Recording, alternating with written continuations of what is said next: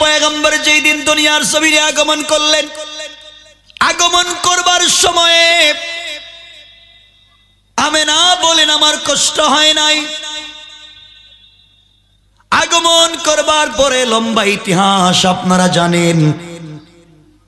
আমার মুসলমান বন্ধুগণ, বিশ্ব নবী সাল্লাল্লাহু আলাইহি ওয়াসাল্লামকে আমেনা কোলে নিলেন।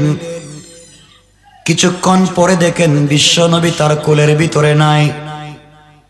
চিন্তায় পড়ে গেলেন আমার সন্তান কোথায় গেল।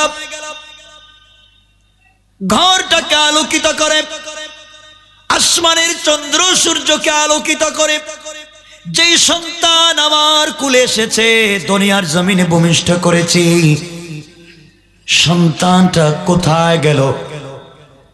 দীর্ঘক্ষণ পরে আবার একজন লোক এনে আমিনার কোলে যখন সন্তানটাকে ফিরিয়ে দিলেন, আমিনা ডাক দিয়ে বললেন আপনি কে, আর আমার সন্তানকে আপনি কোথায় নিয়ে গিয়েছিলেন?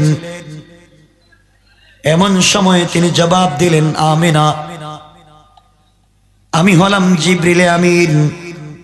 আল্লাহ রাব্বুল ইজ্জত ওয়াল জালাল আমাকে পাঠিয়ে দিয়েছিলেন আপনার সন্তানের ব্যাপারে। আল্লাহ সন্তানকে পৃথিবীতে প্রেরণ করবার আগে গোটা সৃষ্টিকে বলে দিয়েছেন তার বন্ধুকে দুনিয়ার জমিনে তিনি পাঠাচ্ছেন। যাকে উপলক্ষ করে গোটা দুনিয়া তিনি সাজাইলেন, ডেকোরেশন করলেন, ডিজাইন করলেন, যার মাধ্যমে দুনিয়ার জমিনে তার শ্রেষ্ঠত্বের প্রতিষ্ঠা লাভ করবে, দুনিয়া ইসলামী খিলাফা কায়েম হবে। আমেনা গোটা সৃষ্টি তাকে দেখবার জন্য পাগল হয়ে গেল। গোটা সৃষ্টি আল্লাহর কাছে আবদার করেছিল, আল্লাহ তাআলা এই সন্তান দুনিয়ার জমিনে ভূমিষ্ঠ হওয়ার পরে অবশ্যই আপনি আমাদেরকে দেখাবেন।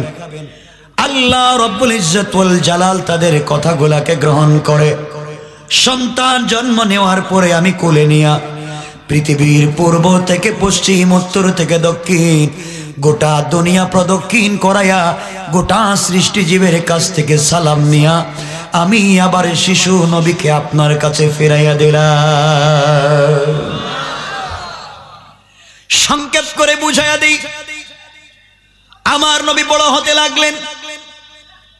কিছুদিন পরে তায়েফের মানুষের যাকাত ছিল, সাদিয়া গোত্রের যাকাত ছিল। মক্কা এসে, শহরে এসে সন্তানদেরকে নিয়ে যাওয়া, গ্রামে তারা নিয়ে যেতেন। শহরের মায়েরা সন্তানদেরকে গ্রামের মহিলাদের কাছে দিয়ে দিতেন, কারণ গ্রামে গেলে শুদ্ধ আরবি ভাষা শিখা যেত, শুদ্ধ সংস্কৃতি শিখা যেত। কারণ শহরের মধ্যে বিভিন্ন দেশের বিভিন্ন এলাকার লোক বসবাস করে, ভাষাও যেমন ঠিক থাকে না, সংস্কৃতিও তেমন ঠিক থাকে না। এই জন্য আমার মুসলমান বন্ধুগণ এক পর্যায়ে তায়েফ থেকে কিছু লোক আসা শুরু করলেন। তায়েফ থেকে কিছু লোক আসলেন, মক্কার মধ্যে আসলেন। মক্কা থেকে বাচ্চাদেরকে নিয়ে যেতে লাগলেন। একটা গ্রুপ আসছিলেন যাদের সঙ্গে হালিমাতুস সাদিয়া ছিলেন, তার স্বামীও ছিলেন। একটা উটনি অথবা একটা গাধা, যার পিঠে সওয়ার হয় তারা আসতেছিলেন। এত ক্ষীণকায় ছিল, এত দুর্বল ছিল, যে গ্রুপ, যে প্রতিনিধি দল মক্কায় সন্তানদেরকে সংগ্রহ করবার জন্য আসতেছিলেন, দুর্বল হওয়ার কারণে হালিমাতুস সাদিয়া সবার পিছনে পড়ে গেলেন। সবাই এসে নিজের মতো করে মক্কা থেকে ধনী ধনী বাচ্চাদেরকে নিয়ে নিল। মক্কায় আর কোনো বাচ্চা নাই নিয়ে যাওয়ার মতো। সবাই আসে বিশ্ব নবীকে দেখে, যখনই জানে তার বাবা নাই। জন্মের 4, 5, 6 মাস আগে বাবা ইন্তেকাল করেছেন। এই কথা শুনলে বিশ্ব নবীকে নিতে কেউ চায় না। এক পর্যায়ে হালিমাতুস সাদিয়া আসলেন, স্বামীকে নিয়ে আসলেন। যাওয়ার সময় চিন্তা করলেন, খালি যাওয়ার চাইতে হতে পারে, বাবা না হতে পারে, সন্তানটাকে নিয়ে যাই, উপকার হতে পারে নাও হতে পারে। এই চিন্তা করে হালিমাতুস সাদিয়া রাদিয়াল্লাহু তাআলা আনহা বিশ্ব নবীকে যে মাত্র কোলে নিয়েছেন, নিতে দেরি হয়েছে। হালিমাতুস সাদিয়ার বুকের মধ্যে দোঁদ আসতে দেরি হয় না। বরকত শুরু হয়ে গেল, বরকত শুরু হয়ে গেল। আমার বন্ধুগণ, বিশ্ব নবীর বরকত আরম্ভ হয়ে গেল। কথাগুলা দিল দিয়ে শোনেন কি বলতে চাই। কোলে নেওয়ার পরে যেই দুর্বল উটনির পিঠে উঠলেন, নিয়ে যাওয়ার জন্য যখন উঠলেন, হালিমাতুস সাদিয়ার স্বামী সামনে বসলেন, বিশ্ব নবীকে মধ্যখানে বসালেন, হালিমাতুস সাদিয়া পিছনে বসলেন। তাদের আরোহণের পিঠে, তাদের উটনির পিঠে আঘাত করতে লাগলেন, কিন্তু যায় না। সব থেকে বড় কারণ হলো যায় না কেন তারা আঘাত করলেন, যায় না। কিতাবের নাম মনে রাখবেন, হানাফি মাযহাবের বড় ইমাম আল্লামা ইমাম আবু বকর জাসসাস আহকামুল কোরআন লিল জাসসাস লিখেন, আল্লাহ এমন সময় উটনির জবান খুলে দিলেন। উটনি ডাক দিয়া বলতে লাগলো, হালিমা তুমি কাকে পিছনে বসিয়েছ? সরকারে কায়নাত, দু জাহানের সরদার নবী, যাকে উপলক্ষ করে আল্লাহ গোটা দুনিয়া সাজালেন, তাকে পিছনে বসিয়ে তোমার স্বামী যদি সামনে বসিয়ে আমাকে আঘাত করে রক্তাক্ত করে মেরে ফেলতে পারে, কথা দিতে পারি বিশ্ব নবীকে পিছনে বসায়া এক কদম সামনে যেতে পারি না। আল্লাহু আকবার। কথাগুলো শুনেন। হালিমাতুস সাদিয়া বিশ্ব নবীকে সামনে বসালেন, বুঝতে পারেন না কি হচ্ছে। একদিন আগে তার সাথী বন্ধুরা মক্কা ছেড়ে তায়েফের রোডে যাওয়া শুরু করলো। হালিমাতুস সাদিয়া বিশ্ব নবীকে উটনির পিঠে আরোহণ করায়া একদিন পরে যখন সওয়ারিটা ছাড়লেন, ছাড়তে দেরি হলো। একদিন আগে যারা গিয়েছিল তাদেরকে পিছনে ফেলে তাদের আগে তায়েফ পর্যন্ত পৌঁছে গেলেন। কোন সুবহানাল্লাহ। আল্লাহ বুঝাতে চান, তোমরা কৌশল করে সমাজ থেকে দ্বীনকে মুছে দিতে চাও। তোমরা মনে করো তোমাদের কৌশল অনেক বড়, তোমরা যে কৌশল করে দ্বীনকে মুছে দিতে চাও বুঝো না। কারণ তোমরা যা বুঝো না তা আমি বুঝি, তোমরা যা পারো না তা আমি পারি। আমার বন্ধুগণ, ফেরাউন মুসা আলাইহিস সালামকে আটকাবার জন্যে লক্ষ লক্ষ বনি ইসরাইলের সন্তানদেরকে কুলে কাটলো, মায়েদেরকে বার্থ কন্ট্রোল আইন করে সন্তান জন্ম না দিতে বাধা দিল। ইব্রাহিমকে না আসবার জন্যে, ইব্রাহিম পৃথিবীতে না আসবার জন্যে নমরুদ পরিবারকে পরিকল্পনা মন্ত্রী বানালো ইব্রাহিমের বাবা আজরকে। আল্লাহ বললেন যে নমরুদ ইব্রাহিমকে আটকাবার জন্যে আজরকে পরিবার পরিকল্পনা মন্ত্রী বানিয়েছে, আমি আল্লাহ পরিকল্পনা নিলাম সে আজরের ঘরে ইব্রাহিমকে পাঠাইয়া দেব। কোন ঠিক কিনা? ফেরাউন পরিকল্পনা নিল মুসাকে আটকাবে, বনি ইসরাইলের বাচ্চাদেরকে কচুকাটা করল। আল্লাহ পরিকল্পনা নিলেন, ফেরাউন তুই মুসাকে আটকাতে চাস, মুসাকে সমাজে আসতে দিবে না, আর আমি আল্লাহ পরিকল্পনা নিলাম এই মুসার লালন পালন করবা তুমি ফেরাউন। ঠিক কিনা বলেন? আল্লাহর কৌশল উল্টা। এই জন্য আমার আল্লাহ কোরআনে কারিমের ভিতরে ঘোষণা করেন, আল্লাহ বলেন ওয়া মাকারু ওয়া মাকারাল্লাহ ওয়াল্লাহু খায়রুল মাকিরিন। আল্লাহ বলেন তোমরা কিসের কৌশল করো, কিসের কৌশল? আমি আল্লাহর কাছে তোমাদের কৌশল তো পাত্তাই পায় না। আমি আল্লাহর কৌশল তো আরো বড়। আল্লাহ কোরআনে কারীমের সূরা নিসার ৭৬ নম্বর আয়াত অর্থাৎ বাম পৃষ্ঠার প্রথম আয়াতের শেষ শব্দে আল্লাহ বলেন ইন্না কাইদাশ শাইতানি কানা দাইফা। তোমরা দুনিয়ায় যত কৌশল করো ইসলামকে মুছে দেবার, তোমাদের কৌশল আমি আল্লাহর কাছে মাছি আর মশার চাইতো বেশি দুর্বল। ঠিক কেন জোরে বলেন? আমরা আল্লাহর কাছে চাইতে পারি না, আল্লাহর কাছে বলতে পারি না, আমরা আল্লাহর পথে চলতে পারি না। এজন্য আমার মুসলমান বন্ধুগণ কথা মনোযোগ দিয়ে শোনেন। হালিমাতুস সাদিয়া বিশ্বনবীকে নিয়ে ঘরে গেলেন।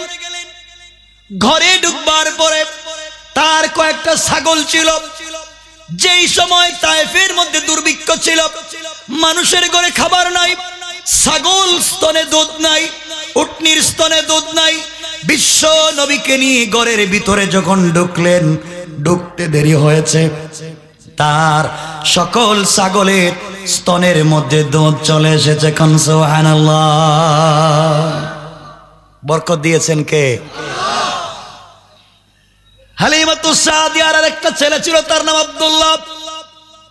বিশ্ব নবী কত ইনসাফ ওয়ালা পয়গম্বর, ইনসাফ প্রতিষ্ঠা করেছেন। যখন তিনি কথা বলতে পারেন না, তখনও হালিমাতুস সাদিয়া বিশ্ব নবীকে যখন দুধ পান করাতেন, একটা স্তনে দুধ পান করাতেন, তিনি যখন আরেকটা মুখে দিতেন বিশ্ব নবী নিতেন না।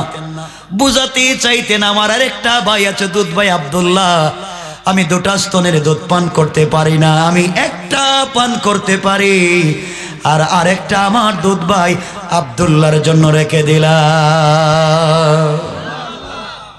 এটা ছিল রাসূলের আদর্শ। আর আজকে রাসূলকে সন্ত্রাসী বলে গালি দেওয়া হয়, জঙ্গি বলে গালি দেওয়া হয়। আরে রাসূল সন্ত্রাসী না, রাসূল জঙ্গি না, রাসূলের আদর্শে সন্ত্রাসবাদ পাওয়া যায় না। কারণ যারা গালি দেয় এরা হচ্ছে এই সমাজের সব থেকে বড় বিস্ফোরা। কথা বলেন না কেন? আমি আগেই বলেছি, অনেক নেতা আছে বাংলাদেশে যারা গম চুরি করে,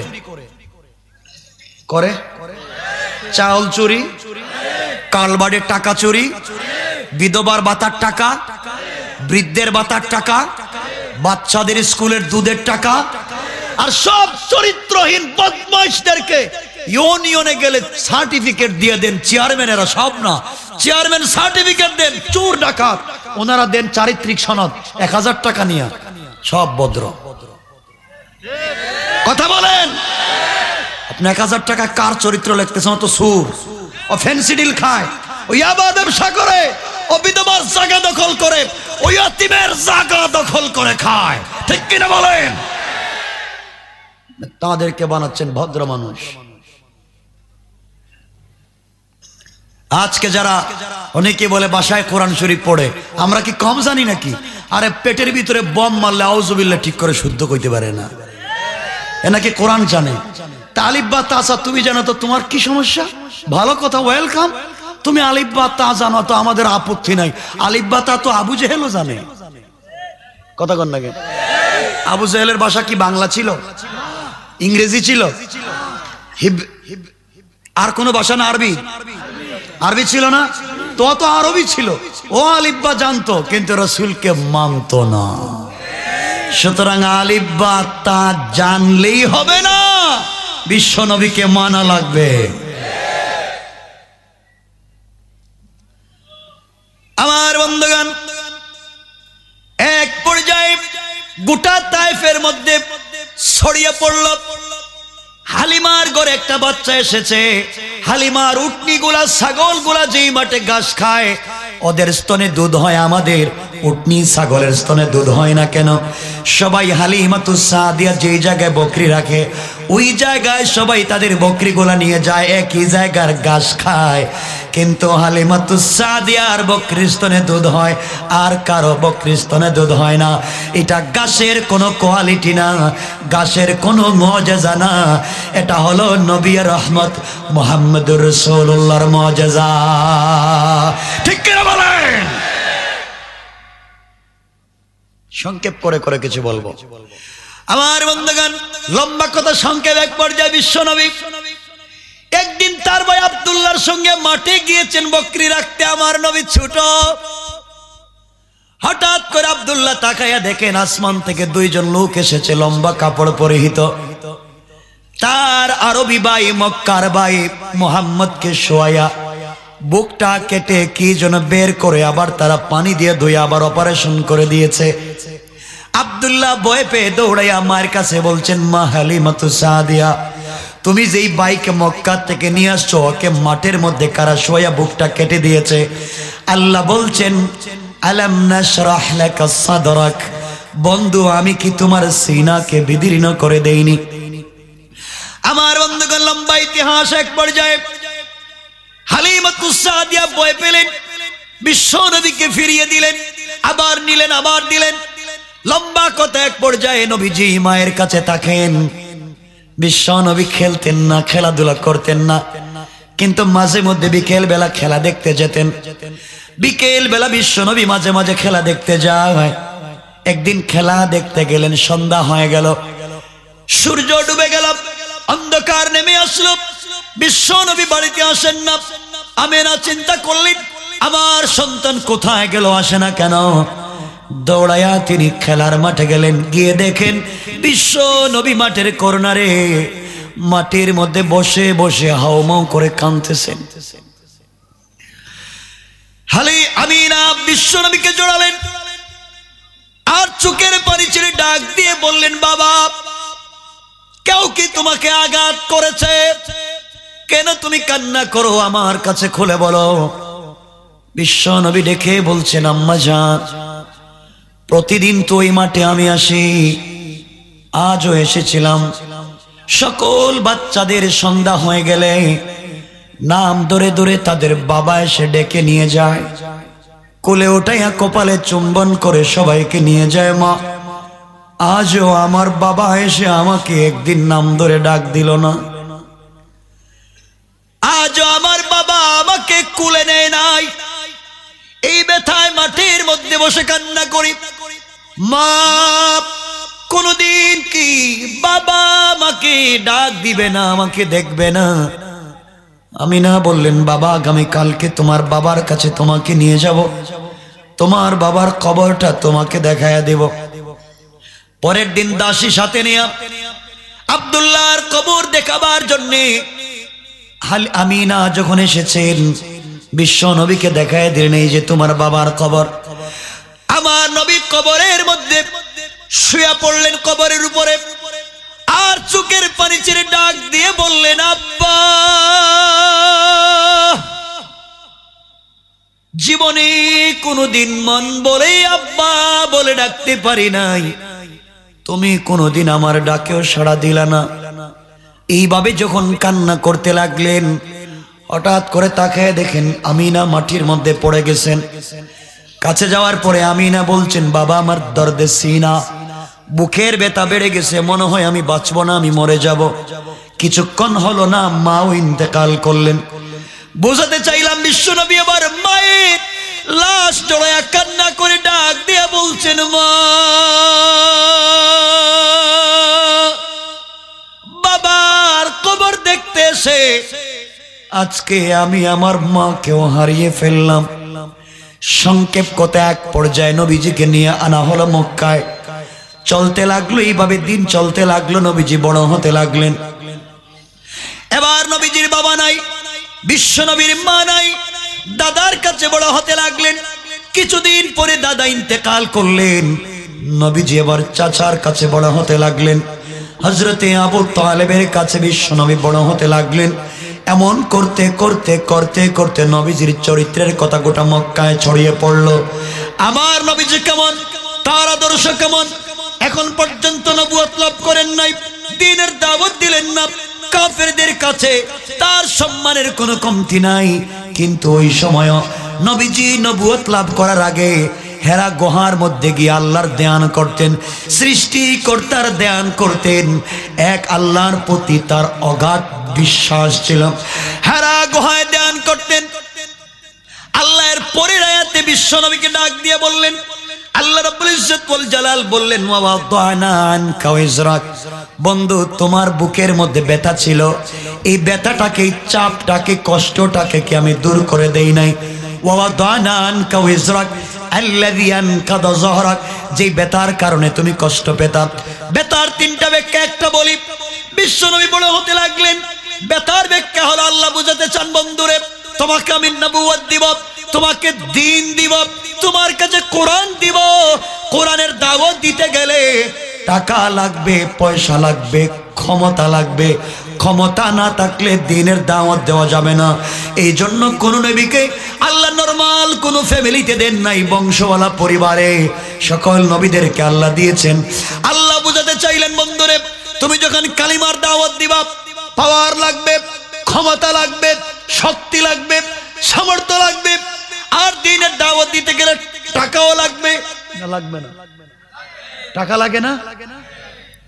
টাকাও লাগবে। তুমি কোথায় দ্বীনের দাওয়াত দিবা, কেমনি দিবা? এই জন্য আমি আল্লাহ মক্কার সবথেকে শিল্পপতি একজন সুন্দরী রমণী নারী, তার নাম খাদিজাতুল কুবরা, ওই মেয়েটার অন্তর তোমার দিকে দুর্বল করে দিলাম, তার ভিতরে তোমার ভালোবাসা তৈরি করে দিলাম, তার অন্তরে প্রেম জাগাইয়া দিলাম।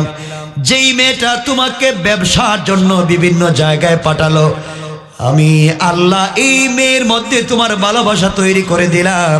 কারণ তার মধ্যে দুই জিনিস আছে। এক নাম্বার হলো সে শিল্পপতি, তার টাকা আছে। তাকে যদি বিয়ে করো, তার টাকা তোমাকে দিবে, সেই টাকা দ্বীনের রাস্তায় ব্যয় করবে।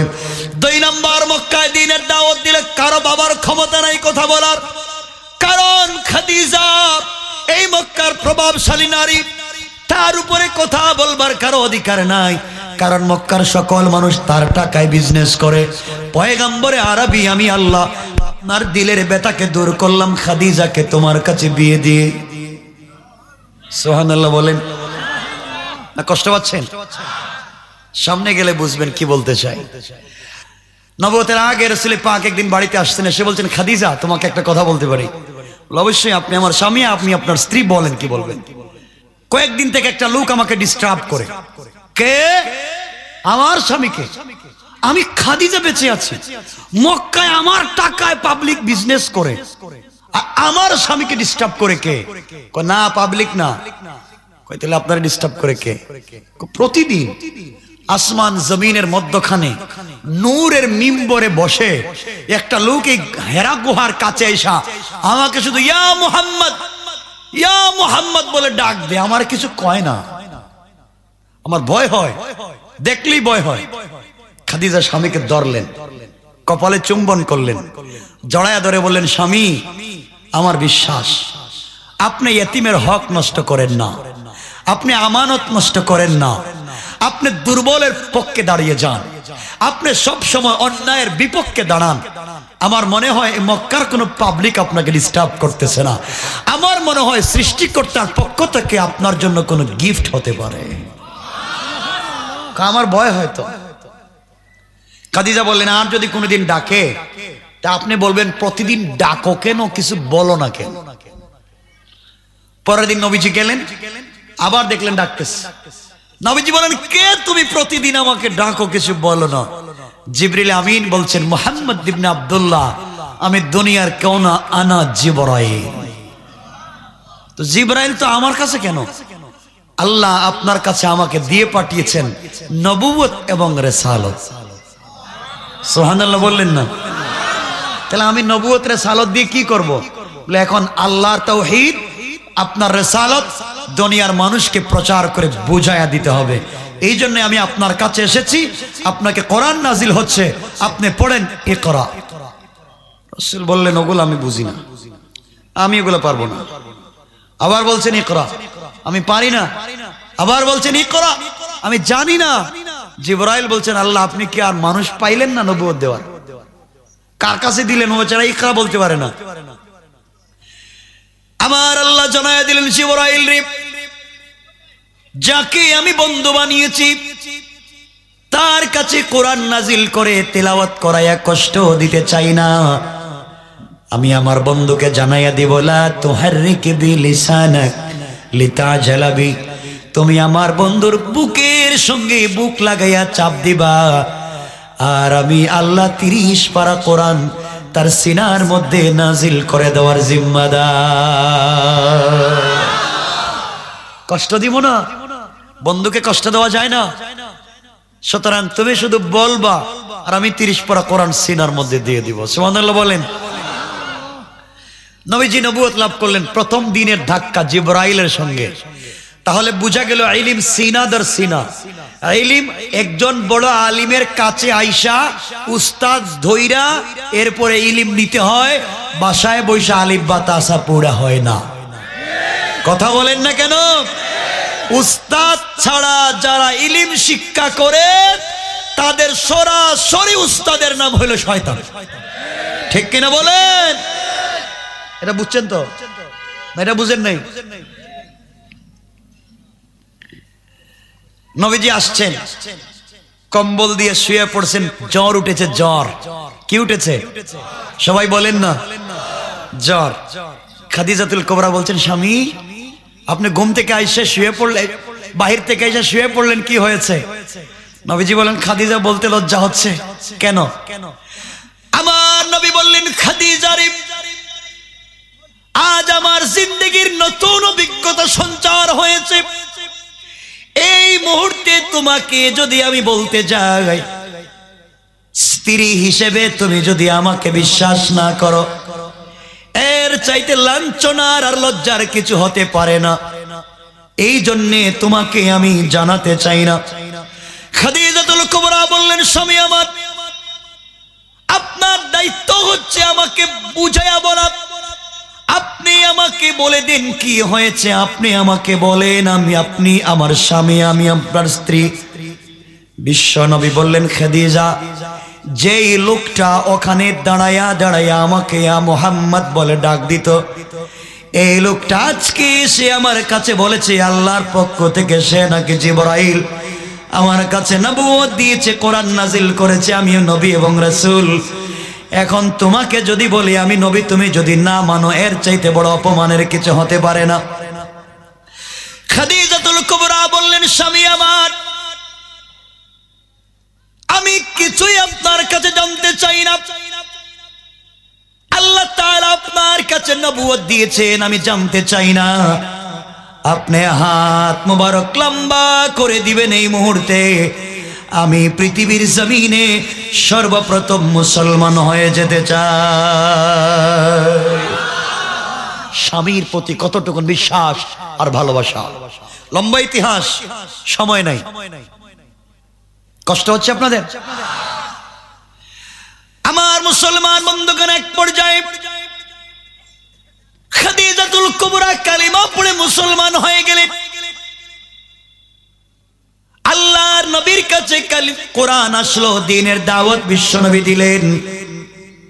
নবীজি এবার আল্লাহ কোরআন নাজিল করে জানাইয়া দিলেন, ওয়া আনজির আশিরাতাকাল আকরাবিন। আল্লাহ আমার আলোচ্য আয়াতে বলছেন, আল্লাযী আনকাদা যাহরাক। বন্ধু, এবার দ্বীনের দাওয়াত দিতে টাকা লাগবে। মানুষকে টাকা পয়সা দেয়া হলেও দ্বীনের দিকে আহ্বান করা লাগবে। মানুষের কাছে দ্বীনের দাওয়াত দিতে গেলে আঘাত আসবে, তোমার ক্ষমতা লাগবে। এই জন্য খাদিজাকে মুসলমান বানাইয়া তোমার প্রতি এমন দুর্বল করে দিয়েছি, খাদিজার সবগুলা সম্পত্তি ইসলামের রাস্তায় ওয়াকফ করে দিবে, আর ওই সম্পদগুলা দ্বীনের রাস্তায় ব্যয় করে আপনি দ্বীন প্রচার করবেন। কোন সুবহানাল্লাহ। এবার খাদিজা বললেন, স্বামী আমার সম্পদের অভাব নেই, সবগুলো ইসলামের রাস্তায় দান করে দিলাম, আপনি দ্বীনের দাওয়াত দেন। নবীজি দ্বীনের দাওয়াত দিচ্ছেন, আল্লাহ আয়াত নাযিল করলেন, ওয়া আনজির আশিরাতাকাল আকরাবিন। যাও আত্মীয় স্বজনের কাছে দাওয়াত দাও। কার কাছে? কথা বলেন, কার কাছে? আত্মীয় স্বজন। যুবকেরা, তোমাদেরকে বলছি, এই জায়গায় মনে রাখবা, আল্লাহ এই জায়গায় বলছেন ওয়া আনজির আশিরাতাকাল আকরাবিন। এবার আত্মীয় স্বজনের কাছে দ্বীনের দাওয়াত দাও। কার কাছে? পরিবার পরিজন, বন্ধু বান্ধবের কাছে দ্বীনের দাওয়াত দাও। নবীজি দ্বীনের দাওয়াতের জন্য গেলেন। কোথায়? কোথায় গেছিলেন? কোথায়? সাফা পাহাড়ে। সকালবেলা নবীজি বলছেন, ইয়া সাবাহা, সকালবেলা যদি কেউ পাহাড়ে উঠে সাবাহা বলতো, তে পাবলিক মনে করতো গুরুত্বপূর্ণ কোনো তত্ত্ব হবে, সবাইকে মাঠে হাজির, সবাই পাহাড়ের নিচে হাজির। যারা যেতে পারে না তারা প্রতিনিধি পাঠায়া দেয়। তো নবীজি এখন পাবলিকের কাছে দ্বীনের দাওয়াত দিবেন। কিন্তু এখানে একটা কথা বলে রাখি, নবীজি যাচ্ছেন এখন কোথায়? পাহাড়ে। দাওয়াত দিবেন আত্মীয় স্বজন, তাই তো? নবীজি গেলেন, সবাই জমা। কথাগুলো মনোযোগ দিয়ে শুনবেন কি বোঝাতে চাই। নবীজি বলেন, আমি যদি বলি তোমাদের কাছে, আমি যদি বলি তোমাদের বিরুদ্ধবাদীরা তোমাদের উপরে পাহাড়ের ওপর প্রান্ত থেকে আক্রমণ করছে, তাহলে মক্কার মানুষ, কুরাইশের নেতা এবং কর্মীরা, তোমরা শোনো, তোমরা কি আমার কথা বিশ্বাস করবে? আবু জাহাল, আবু লাহাব, উতবা, শাইবা, মুগীরা সবাই ডেকে বলল, মুহাম্মদ ইবনে আব্দুল্লাহ তুমি আল আমিন। তারা জানে না তখন নবীজি কালিমার দাওয়াত দিচ্ছেন। তোমাকে বিশ্বাস করি, তুমি কোনো কথা বলতে দেরি হবে, মানতে দেরি হবে না। তুমি কি সংবাদ দিবে বলো, আমরা মানতে রাজি। নবীজি বললেন, আসলিম তাসলাম, ইসলাম কবুল করো, শান্তিতে থাকবা। তাওহীদ কবুল করো, মূর্তি পূজা করা যাবে না, পাথরের পূজা করা যাবে না, আজকে থেকে আগুনের পূজা করা যাবে না। রাসূল পাক যখনই মূর্তির বিরুদ্ধে প্রথম কথাটা বললেন, মূর্তি পূজা চলবে না, আল্লাহর তাওহীদের দাওয়াত দিলেন। এই দাওয়াতটা শুধুমাত্র দিয়েছেন, মক্কার মানুষ কোনো প্রতিক্রিয়া ব্যক্ত করে নাই। এখনো শুনতেছে যে কি বলতে চায় মুহাম্মদ। আজকে আমাদের মূর্তির বিরুদ্ধে কথা বলছে মুহাম্মদ। মানুষ কোনো প্রতিক্রিয়া ব্যক্ত করে নাই, কোনো প্রতিবাদ করে নাই, শুধু শুনতেছে। এমন সময় দাঁড়িয়ে গিয়েছে আবু লাহাব। আবু লাহাব নবীজির কি হয়? সবাই বলেন আর কি? আর জানেন না? নবীজির বিয়াই, বিয়াই, নবীজির বিয়াই, নবীজির দুটা মেয়ে, আবু লাহাবের দুটা ছেলে উতবা এবং উতাইবার কাছে নবুয়তের আগে বিয়ে দিয়েছিলেন। দুটা মেয়েকে দুটা ছেলের কাছে, একদিকে চাচাও, আর এখন বিয়াই। বিয়াই তো বুঝেননি আপনারা? কি বলে আপনারা? বিয়াই না, বিয়াই, বিয়াই ও চাচাও। আরেকটা পরিচয়, রাসূলের ঘরের লোক। চাচা কি বাহিরের না ঘরের? সবাই বলেন ঘরের। দাঁড়ায় গেল, ডাক দিয়ে বলছে, তাব্বান লাকা ইয়া মুহাম্মদ সাইরুল ইয়াউম আলিহাদা জামাতানা দাওয়াতানা। ও মুহাম্মদ ইবনে আব্দুল্লাহ, এই দাওয়াত দেওয়ার জন্য তুমি আমাদেরকে একত্রিত করছো না? এই কথা বলে আমার নবীকে পাথর নিয়ে মারতে চাইল। নাউজুবিল্লাহ বললেন না? দাড়ির দরে টান দিয়ে মাটিতে ফেলে দিতে চাইলো, কাপড় টান দিয়ে ছিঁড়ে ফেললো, পাথর নিল মারবে, আর গালি দিয়ে বলছে, তুই একটা পাগল, তোর আল্লাহ একটা পাগল। এখানে কিছু কথা বলি। যেই লোকটা নবীজিকে গালি দিল, আল্লাহকে গালি দিল, প্রথম প্রতিক্রিয়া ব্যক্ত করলো, সে বাহিরের লোক না ঘরের লোক? কথা বলেন, ঘরের লোক।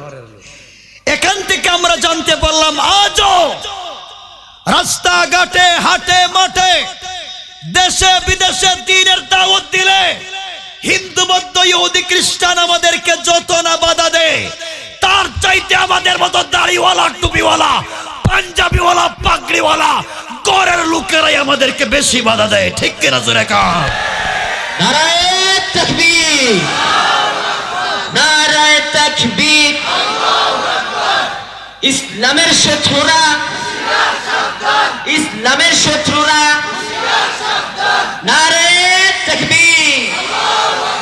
ঘরের লোকেরাই বেশি বাধা দেয় না? দেয় না? আজকালকে তো দুই পীর এক জায়গায় থাকতে পারে না। এই পীরের কয় কাফের, এই হুজুরের কয় ছাগল, এ লম্বা টুপি আর গুল টুপি আর কালো টুপি আর সাদা টুপি, মাইরের অভাব নাই। আর সবগুলা তো একদিকে সালাত আদায় করে, সব তো এক রাসূলকে মানে, সব তো এক আল্লাহর তাওহীদকে মানে। ভেদাভেদ ভুলে যাও, টুপির ভেদাভেদ ভুলো, লম্বা জুব্বা কাটা পাঞ্জাবির ভেদাভেদ ভুলে যাও, সবাই তো একদিকে সালাত আদায় করো, সব ঐক্যবদ্ধ হয়ে যাও, তাকবীর দিয়ে মাঠে নেমে পড়ে যাও। একটা কাফেরের ক্ষমতা নাই রাস্তায় দাঁড়াবার। ঠিক কিনা জোরে আওয়াজ করে বলে নারায়ে তাকবীর, নারায়ে তাকবীর। বিশ্বের মুসলিম, বিশ্বের মুসলিম। আমার কথা শোনেন, আজকে আমরা দলে দলে বিভক্ত হয়ে আছি। এই খানকায় যারা থাকে ওই খানকায় যায় না, এই হুজুরকে যারা মানে ওই হুজুরকে মানে না, দলে দলে বিভক্ত। কিয়ামতের দিন জবাব দিবেন। আল্লাহ কোরআনে বলছেন, ইয়া আইয়ুহাল ইনসান মা গাররাকা বিরাব্বিকাল কারীম। এই মানুষ তোমাদের কি হয়েছে? কে তোমাদেরকে ধোঁকা দিয়েছে? আমার মতর মহান রব দেখে, আল্লাযী খালাকাকা, অথচ তোদের সবগুলোকে বানিয়েছি আমি আল্লাহ। কথা বলেন না কেন?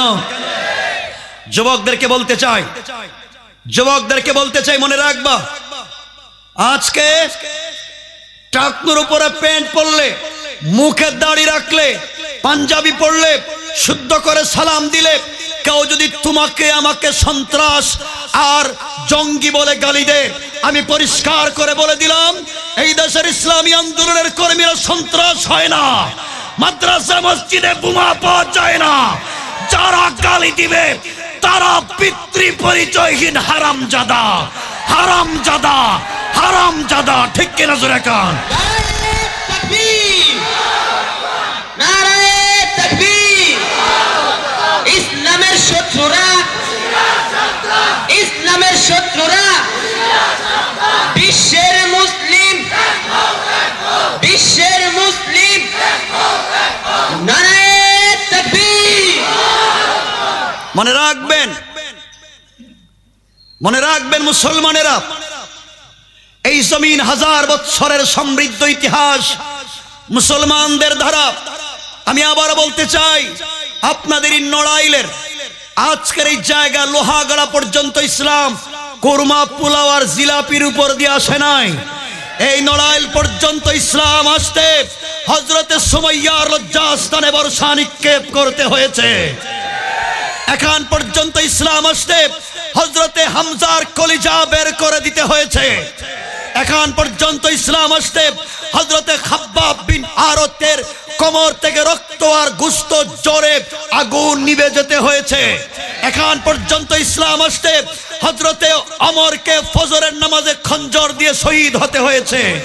এখন পর্যন্ত ইসলাম আসতে হযরতে উসমানকে কোরআন তিলাওয়াতরত অবস্থায় শহীদ হতে হয়েছে। এখন পর্যন্ত ইসলাম আসতে হযরতে হুসাইনকে কারবালার প্রান্তরে ফুরাত নদীর তীরে মাথা থেকে শরীরকে আলাদা করে দিতে হয়েছে। এখন পর্যন্ত ইসলাম আসতে আমার মুখতারকে শহীদ হতে হয়েছে, সৈয়দ কুতুবকে শহীদ হতে হয়েছে। আমরা শহীদ হতে রাজি, টুকরো টুকরো হতে রাজি। ইসলামের বিরুদ্ধে কথা বললে কোনো ছাড় নাই। ঠিক কিনা বলে? নারায়ে তাকবীর। নারায়ে তাকবীর। নারায়ে তাকবীর। কথা শুনেন, রাসূল পাক দ্বীনের দাওয়াত দিচ্ছেন। শুধুমাত্র এই জায়গায় আসলাম, আল্লাহ বলছেন ওয়ানজির আশিরাতাকাল আকরাবিন, দ্বীনের দাওয়াত দেন। নবীজি দ্বীনের দাওয়াত দিতে লাগলেন। সর্বপ্রথম যে বাধা দিল সে বাহিরের লোক না ঘরের লোক? কথা বলেন। আজকেও আমাদেরকে একটা ছেলে ইংলিশ মিডিয়ামে পড়ে, ইউনিভার্সিটিতে পড়ে, ও যদি নামাজ পড়ে কয় দেখো ও আবার কোনো জঙ্গি টঙ্গি হয়ে গেল নাকি। কথা বলেন। নামাজ পড়লে কি জঙ্গি হয়ে যায়? নাউজুবিল্লাহ, নাউজুবিল্লাহ। সুতরাং এরপরে নবীজি একদিন মেলায় গেছেন। নবীজিও মেলায় যাইতেন, তবে আপনাদের আমাদের মতো না। নবীজি গিয়েছেন মেলায়। এই মেলা ছিল উক্কাজের মেলা, ঐতিহ্যবাহী আরবদের একটা মেলা ছিল উক্কাজের মেলা। নবীজি গিয়েছেন। নবীজি মেলায় গিয়া চিল্লাইয়া চিল্লাইয়া লোকদেরকে ডাক দিয়া বলছেন, ইয়া আইয়ুহার রিজাল, এই মানুষেরা, আসলিম তাসলাম, ছাড়ো মূর্তি পূজা, ছাড়ো গান বাজনা, আসো ইসলামের ছায়া তলে। ইসলাম নামক বৃক্ষের নিচে কষ্ট নয়, ইসলাম নামক বৃক্ষের নিচে আছে সুখ আর শান্তি। খারাপ কথা বলছেন? সবাই বলেন খারাপ কথা বলছেন। এই দাওয়াত দিতে লাগলো। একটা লোক পিছন থেকে বলতেছে, যে বলতেছে আসলিম তাসলাম ও বাটপার। ওই জায়গায় একজন তরুণ ছিলেন, পিচ্চি ছেলে, যার নাম ছিল তুফাইল ইবনে আমর আদ-দাউসি রাদিয়াল্লাহু তাআলা আনহু। তুফাইল তখন ছোট্ট বাচ্চা, তিনি বাবার সঙ্গে মেলা দেখতে গেছেন। তুফাইল বলেন, আব্বা জান, এই লোকটাকে যে বলল ইসলাম কবুল করো ওই লোকটাকে, আর যে বলল বাটপার ওই লোকটাকে। তোফায়েল বলেন তখন আমার আব্বা আমাকে বলছেন, বাবা যেই লোকটা বলছে আসলিম তাসলাম তার নাম মুহাম্মদ ইবনে আব্দুল্লাহ, মক্কার একটা ভদ্র সম্ভ্রান্ত পরিবারের ছেলে, খুব ভদ্র ছেলে। আর যেই লোকটা পিছনে দাঁড়িয়ে দাঁড়িয়ে গালি দিয়েছে আর বলেছে ও বাটপার, ও হচ্ছে তার চাচা। কি কে? আবুল আহাব। সুতরাং নবীজি গড়ে দাওয়াত দিলেন, বাধা দিয়েছে কে? ঘরের লোক। নবীজি গড়ে দাওয়াত দিয়েছেন, বাধা দিয়েছে কে? নবীজি মাঠে গিয়ে দাওয়াত দিয়েছেন, বাধা দিয়েছে কে? মাশাআল্লাহ ভাই চলে আসছে, আমি লম্বা করব না, শুধু বসবেন, খুব কম সময়, কয়েক মিনিট। কথা কি বুঝতেছেন আমার? নবীজি ঘরে দাওয়াত দিয়েছেন, বাধা দিয়েছে কে? ঘরের লোক। বাহিরে দাওয়াত দিয়েছেন, বাধা দিয়েছে কে? তাহলে নবীজির দাওয়াতেও বাধা দিয়েছে ঘরের লোক। আজও আমরা দাওয়াত দিই, বাধা দেয় কে? কথা বলেন না কেন? এজন্য আগে ঘর ঠিক করা লাগবে। কি ঠিক করা লাগবে? ঘর ঠিক করেন, পরে বাহিরে দিনের দাওয়াত দেন। আজকে তো আমরা দাড়ি নিয়ে মারামারি, টুপি নিয়ে মারামারি, পাঞ্জাবি নিয়ে মারামারি, সব বাদ দিতে হবে। সকল তাওহীদে বিশ্বাসী, সকল রিসালাতে বিশ্বাসী, সবাইকে হাতে হাত কাঁধে কাঁধ মিলিয়ে সবাইকে ঐক্যবদ্ধ আন্দোলন গড়ে তোলা লাগবে। কথাগুলো শুনেন আমার বন্ধুগণ, আমার ভাইরা। এক পর্যায়ে আল্লাহ বললেন আল্লাযী আনকাদা যাহরাক, যেই ব্যথার কারণে তুমি কষ্ট পাইতা আমি তো ব্যথাগুলো দূর করে দিচ্ছি। এর পরের আয়াত বলবো না, ওখানে রেখে দিব। আল্লাহর পরের আয়াতে বলছেন ব্যথা পাওয়ার কষ্ট পাও, ঘরে মারুক আর বাহিরে মারুক, ওয়ারাফা'না লাকা যিকরাক, আমি কি তোমার সম্মানকে বাড়িয়ে দেইনি? ওই সম্মানের আলোচনা দীর্ঘ, ওটা এখানে রাখবো। শুধু বলতে চাই নবীজি ঘরে দাওয়াত দিলেন, বাহিরে দাওয়াত দিলেন। বাধা যারা দিয়েছে তারা বাহিরের মানুষ না ঘরের মানুষ? ঘরের। আজকে তোমাকে আমাকে এই ঘর সম্পর্কে বোঝা লাগবে। আমরা কোন ঘরের লোক, আমরা কোথায় যাব? রাসূল পাক প্রথমেই মূর্তির বিরুদ্ধে কথা বললেন, রিসালাতের কথা বললেন, এক আল্লাহর তাওহীদের কথা বললেন। মানুষ খেপে গেল, রাসূলকে মারলো, গালি দিল, দান শহীদ করলো, মাথায় লোহার কোড়া ঢুকায় দিল, তায়েফে 3 বার রক্তাক্ত করে দিল, পিঠের চামড়া কেটে ফেললো, হাত পায়ের চামড়া কেটে রক্ত মাটিতে ফেলে দিল। রাসূলে পাক কষ্ট পেলেন তাওহীদের কথা বলে, মূর্তির বিরুদ্ধে কথা বলে। আজকে আমিও বলবো, আপনিও বলবেন, মূর্তির বিরুদ্ধে কথা বললেন যার গায়ে লেগে যায় তার নমরুদ ফেরাউনের পক্ষের লোক। ঠিক কিনা বলেন? ছেনে রাখবেন। কেন বলছি? আজকে যে পত্রিকার কপির দাম থাকে 10 টাকা, পত্রিকা পড়েন না আপনারা? নড়াইলে আসে না পত্রিকা ঢাকা থেকে? 10 টাকা। এই পত্রিকা যখন ঢাকা থেকে আসে তখন এয়ার কন্ডিশন, এয়ার কুলার গাড়িতে করে নড়াইলে আসে। সকালবেলা সকল ধনী মানুষের টেবিলের উপরে পত্রিকা থাকে, নাস্তা করে আর পত্রিকা পড়ে। কিন্তু সন্ধ্যা যখন হয়ে যায়, পত্রিকার সময় যখন ফুরিয়ে যায়, তখন এই পত্রিকা চলে যায় ডাস্টবিনে আর জুতা মুছা আর শুটকি বাঁধার কাজে। কথা বলেন? পত্রিকার সময় ফুরিয়ে গেলে সকালবেলা যেই পত্রিকার 1 কপির দাম 10 টাকা, সন্ধ্যাবেলা 1 কেজির দাম হয় 10 টাকা। সুতরাং মনে রাখবেন, সময় থাকতে তাওবা করেন।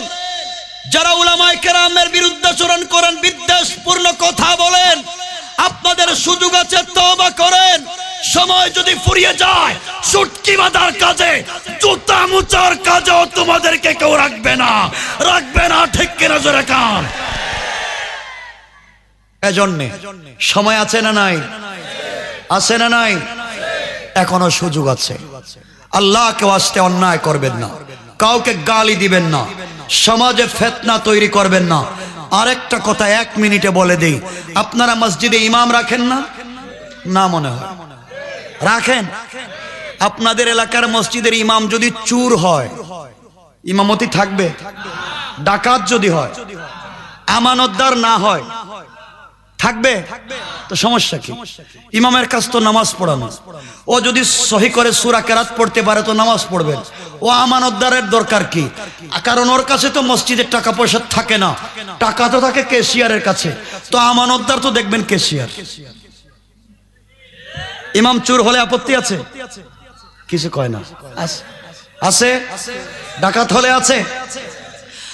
মুসলমান, তোমার মসজিদের 300, 400, 500 জন মুসল্লির মসজিদের ইমাম আমানতদার না হলে যদি ইমামতি টিকে না, চোর হলে যদি ইমামতি টিকে না, ডাকাত হলে যদি ইমামতি চলে না, মাত্র 300, 400, 500 জন মসজিদের মুসল্লির ইমাম, এরপরেও যদি ইমামতি টিকে না চোর হওয়ার কারণে, সুতরাং 16 কোটি মুসলমানের ইমাম যিনি হবেন তাকে চোর, ডাকাত, ফেন্সিডিল ব্যবসায়ী, দেশের টাকা বিদেশে পাচারকারী হলে চলবে না। অবশ্যই 16 কোটি মুসলমানের ইমাম যিনি, মসজিদের ইমামের চাইতে তাকে আরো বড় আমানতদার হওয়া লাগবে। ঠিক কিনা বলেন? ভুল করছেন তো জবাব দিবেন।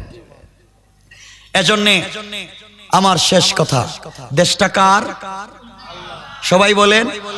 এই জমিনটা কার? এই জমিনে হুকুম চলবে কার? না আর কারো চলবে? আপনার বাবার, আপনার নেতার, আর কারো? কথা বলেন। কারো নাই, কাউকে দেখার টাইম নাই, বোঝার টাইম নাই। এই জন্য মুসলমানেরা শেষ কথা হলো, এই সমাজের ভিতরে ইসলাম ছিল, ইসলাম আছে, ইসলাম থাকবে। রাসূলের সুন্নাত ছিল, আছে, থাকবে।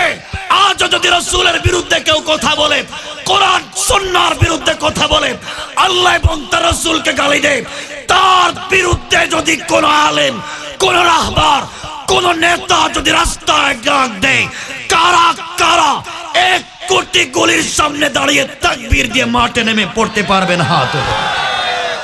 নারায়ে তাকবীর, নারায়ে তাকবীর। বিশ্বের মুসলিম এক হও, এক হও। থামেন, থামেন।